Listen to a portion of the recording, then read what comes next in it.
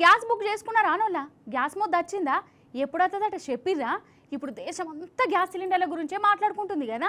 Gas కరువు వచ్చిందా అంటుర్రు. ఇంకో దిక్కేమో సెంటర్ సర్కారులు మస్తు సిలిండర్లు ఉన్నాయి, గ్యాస్కు తిప్పలే లేదంటుర్రు.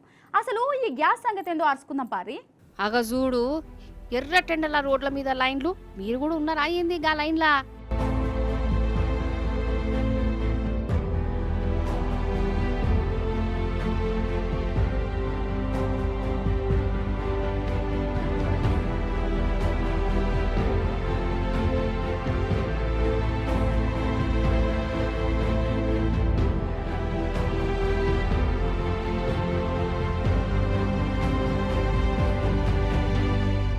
గ్యాస్ సిలిండర్ల కోసమేనోలా ఏ ఊర్లో చూడు ఇగో గ్యాస్ గోదాములు ఆఫీసుల కాడ గిదే కథ కనబడుతున్నది.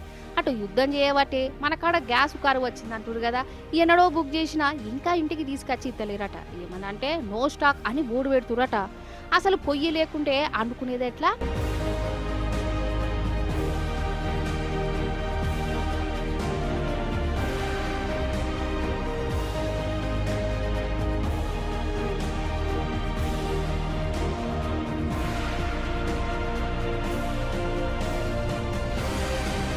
టాక్ లేదు, మాకు గ్యాస్ అయిపోయింది.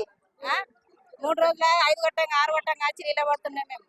ఇప్పటికీ టాకీ దొరకలేదు మాకు. ఇగో ఇంకో దిక్కు గ్యాస్ సిలిండర్లు అందరికి వాళ్ళకి ఇవ్వాలి. పెంచిన సిలిండర్ ధరలు తగ్గియాలని ఎర్రజెండా పార్టీలు రోడ్డు మీదకి వచ్చారు, ధర్నాలు చేసిరు.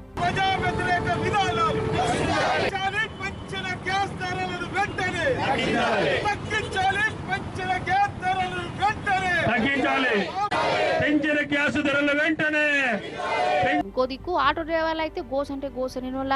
అసలు ఈ ఫ్రీ బస్సు చేయబట్టి గిరాకులు లేవురా భగవంతా అంటే ఇప్పుడు పుండు మీద కారం జరిగినట్టు వాళ్ళకు ఆటోలలో రింపుకునే తానుకు గ్యాస్ దొరకలేదట. ఆటోలు బయటికి తీసుడే ఉంటలేదట. వాళ్ళు కూడా రోడ్డు మీదకి వచ్చిరోలా. తెలంగాణ సర్కారు ఆటో డ్రైవర్లకు ఇచ్చిన హామీలు అమలు చేయాలని, సెంటర్ వాళ్ళు గ్యాస్ కరువు లేకుండా చేయాలని ఆందోళనలు చేసిరు.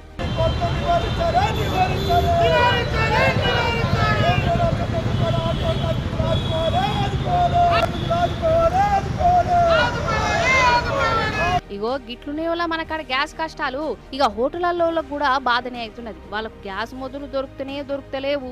హోటల్ బంద్ పెట్టుకుంటున్నారు. ఉన్నకాడికి కట్టెల పొయ్యితోనే ఎలదీస్తురట.